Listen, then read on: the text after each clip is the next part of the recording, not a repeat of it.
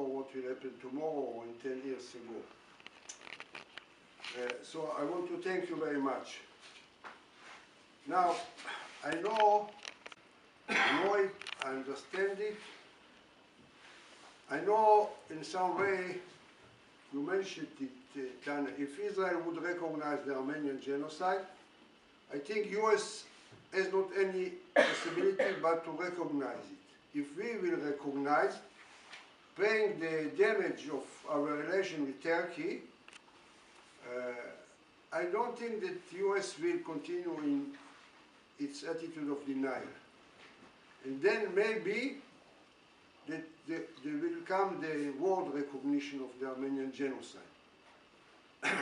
Because, contrary of what you have said many times, I believe that moral and politics are not there and there.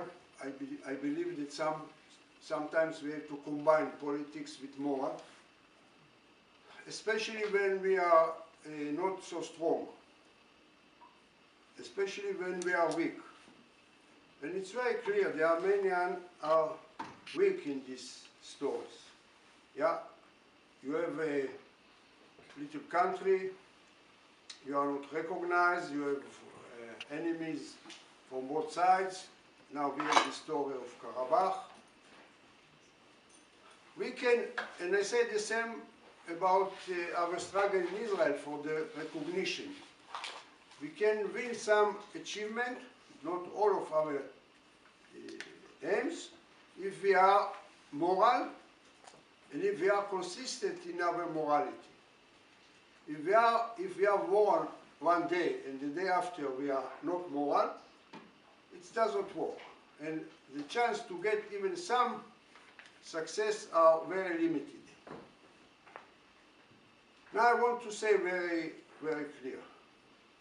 Israel is not a moral state. I say it everywhere, of course I have to say it here. We behave immorally toward the Armenian issue, terribly immorally, and we behave immorally toward the Palestinians. Okay? For me, these two immoral behaviors are connected. Because when a country lost its moral value, and this is the case of Israel, then you can do whatever you want without taking in consideration your moral values. And we betray our moral values. Israel, since the 67 war, which was a great victory militarily, great, people say maybe the greatest in the 20th century,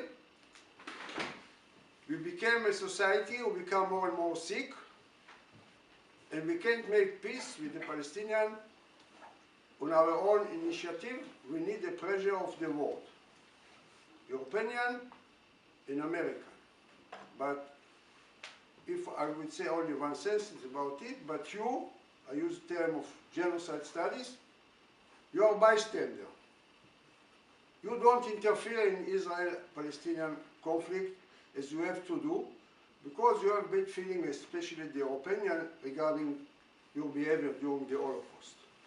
So we are blocked.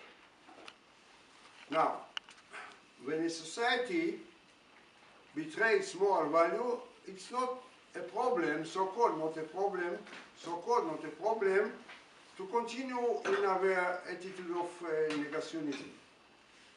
Israel not only does not recognize the Armenian genocide, Israel denies the Armenian genocide. It's not the same, yeah?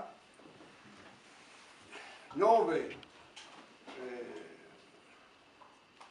Denmark does not recognize the Armenian genocide, and please, my colleagues and my friends, don't take it too easy. This is a moral failure. Why Norway can't recognize the Armenian genocide? What will happen in the end of the day to Norway if it will recognize? Maybe Turkey will not like it. Okay, maybe they call the ambassador for 2 weeks. So what? So what? And the fact that countries like Norway and Denmark do not recognize the genocide, it's a big issue. It's a big issue. Now, we discussed Germany in the morning. Germany does not really recognize the Armenian genocide. You can say whatever you want. First is the parliament, it's not the government. The full recognition of genocide is by the government, not by parliament. Parliament has, of course, symbolic and not only symbolic importance, but if a country would like to recognize, it's the government who has to do it. There are about 23 or 24 countries only that the government recognizes the Armenian genocide. All the others, about 10, it's by parliament. Why Germany, after the Nazi period, after the Holocaust, after the recognition, the honest recognition of the crimes that the Nazi Germany committed to the world and to the Jews especially. Holocaust is studied carefully, honestly, scientifically in German curriculum, high school curriculum, and universities even more. Why you have not the courage, the German, after your history in the 20th century, yeah, there is also the issue of the Armenian genocide. We were in one way or another in this story, in one way or another, and you are much more a specialist than me. Why Germany can't say, yes, it was a genocide? You know, I will not speak about France in the genocide. In France, it took 10 years to recognize the genocide, at least.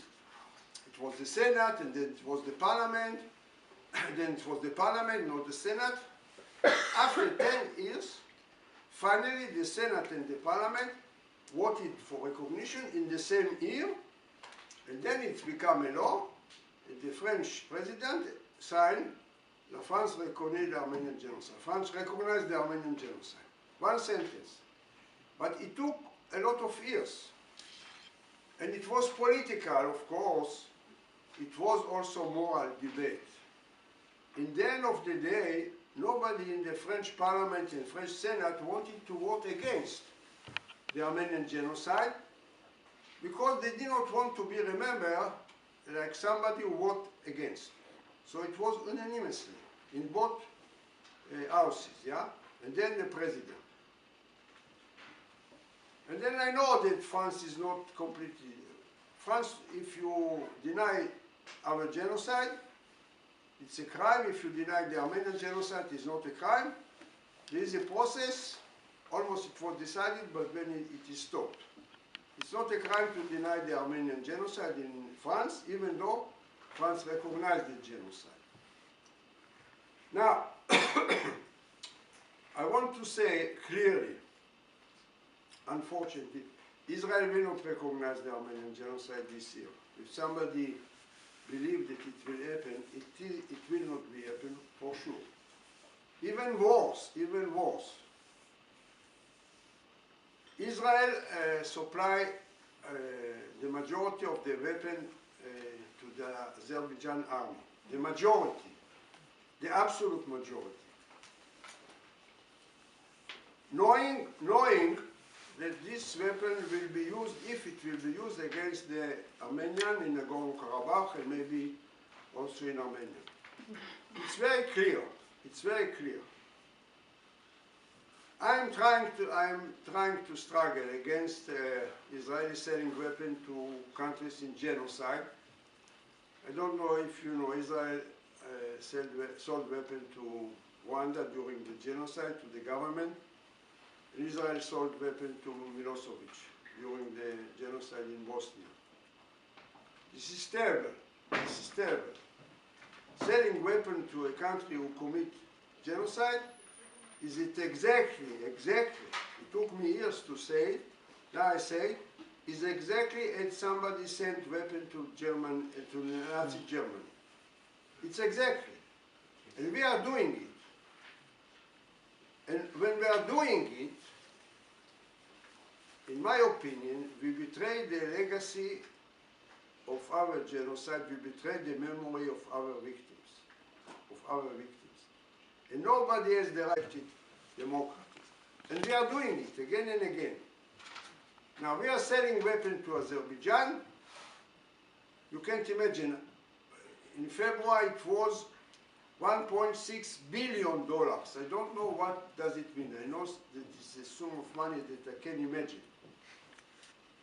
In the end of the war in Gaza this summer, a terrible war, the security minister went the first trip not to Washington, but to Baku, to make another agreement with the leaders of Azerbaijan. And 1 week later, the president of Azerbaijan went to the border and said to the soldier, I quote now, we won the Armenian in politics, we won the Armenian in economics, now we are going to win in the battlefield. We are going to take our lands, this was his expression about Karabakh, and we will destroy their cities and their villages. With our weapons. With our weapons. 3 times I worked with a young Israeli lawyer against all these issues. We sent official letter to the security minister, to the most important official, asking him or demanding him to stop selling weapons to Azerbaijan because it is a sensitive region, because some countries, not officially, declare embargo. And we profit from this embargo, we can sell more weapons. And there was an hypocritic answer of states, because it's really hypocrite. I published it in the Israeli newspaper, also in English. We say we are following our national interest. Yeah, our national interest is to sell weapons to Azerbaijan, a lot of money. We get petrol from Azerbaijan, and everybody knows that we are looking into Iran from the Azerbaijan border. It's not a secret, everybody knows it. So it's our interest, national interest, to sell weapons. This is what the government said. And now, I don't know whether you were aware, 3 weeks ago, our president went to the UN meeting for the International Memorial Day of our genocide. I say, I don't know whether you are aware, I say Jewish genocide. I say also Holocaust, of course, but I struggle scientifically and morally that the Holocaust is not there and the genocide is there. Holocaust is one case in the category of genocide. It's not a separate category. Because when we are saying Holocaust there and genocide there, we want to say the uniqueness of the Holocaust. And I don't accept this terminology, but unfortunately the Israeli academic society, in its great majority, continue to speak about the Holocaust and about the uniqueness of the Holocaust. This is the case. Now, the president went to the UN and he gave a speech that could be recognized as quite historical one. He spoke, our president, actual president, when he was deputy and he was the speaker of the parliament, said then that Israel has to recognize the Armenian genocide. He said it many times, publicly. And now, he's the president. I can tell you, it's not a story. He knows my opinion. 1 week before he left to UN, to New York, he called me. I was surprised. He read me his speech in the assembly, word by word, 20 minutes. It was very profound and honest speech. He quoted from my book one paragraph of diary of young Jewish guy at that time who wrote about the Armenian genocide. I don't know whether I live in 1915 or in the destroying of the Second Temple. I'm crying. Do I cry about the destroying of our temple or about the annihilation of the Armenians? And the president quoted. I have to finish? Ooh. 5 minutes. Okay, I will say what I can and then, okay. I knew it would be like this. And he said it. And he said, my father and my mother were in Jerusalem that time. And they identified with the suffering. They have seen the refugee coming. Everybody knew about it. And everybody understood the consequence. And then he go on. And it was really very touching text that he wrote a lot. It's not somebody who wrote for him. I told him, Mr. President, thank you for inviting me. You know my opinions. And it's a great speech, but you don't use the term genocide. You speak about murder, about massacre. And you know the difference between massacre and genocide. You know very well. We committed many massacres, we Israelis, unfortunately. But against what many people are saying more and more, we did not commit genocide, not in the summer and not in 48. We committed massacre.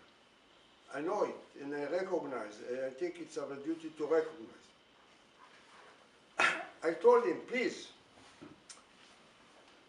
He answered me, okay, yes, I'm not a private person now. I am president, and I can do it. I know that there were pressure upon him from the foreign minister and from Yad Vashem, our memorial museum. Then I'm teaching now in Armenia in the American University. I'm very happy to do it. I'm visiting professor. I'm teaching a seminar about comparative genocide, another seminar about Armenian and Jewish identities in plural. I like it very much. I was in Armenia. There was a big gathering in the museum from Armenians all over the world toward April 24, and they told me, come, Yair. Like, for some of them, I am one of them now. And I came, and the people told me, what your president said about Hujalu. I said, well, I don't know what is Hujalu. Hujalu is an event during the 90s war in 1992, February. There was a massacre in Hujalu, which is a village not far from the capital of Nagorno-Karabakh. The Azerbaijan said it is a genocide. They call it Hujalu genocide. Hujalu genocide. And the president mentioned Hujalu. He did not say Hujalu genocide. He spoke about Hujalu in the framework of genocide. He spoke about Bosnian genocide that the war did not succeed to prevent, and about Hujalu. And the Armenians were crazy, rightly so. I didn't believe. Then I found the record. He spoke in Hebrew. He said it. He said it. Then, last week, February 25, it was the 23rd anniversary for the Hujalu genocide. This is the official title of the Azerian.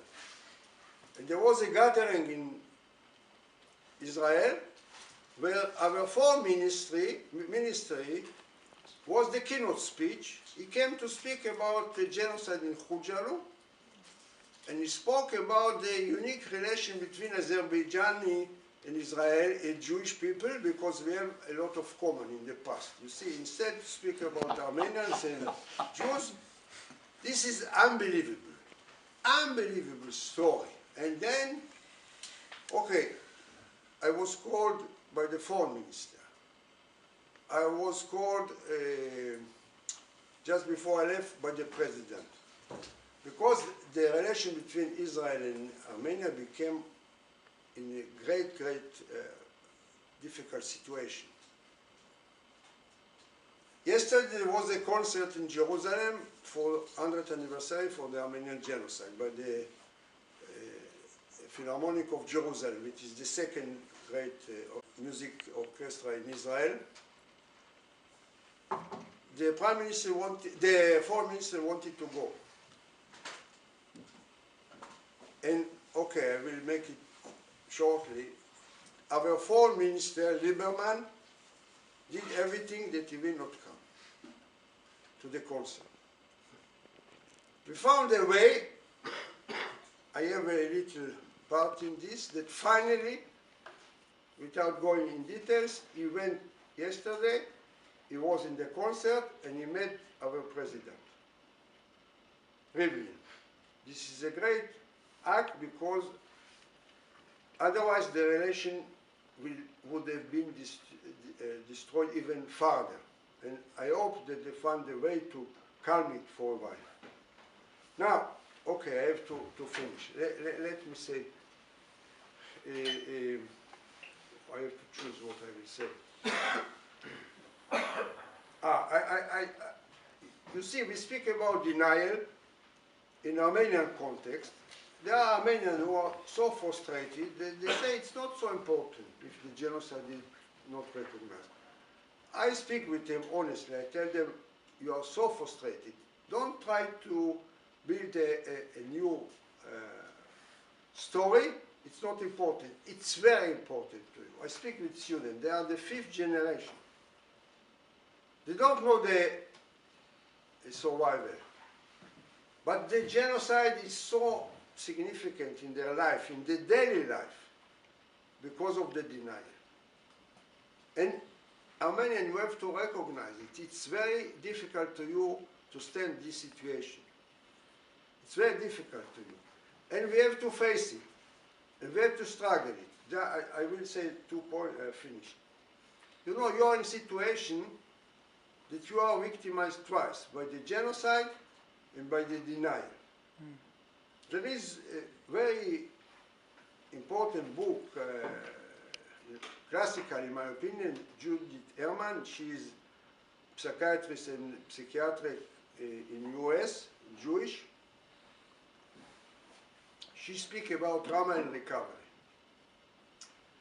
She says somebody who suffers from private or collective trauma is in the worst mental situation. She gives example for concentration camp, soldier of the American army during Vietnam War.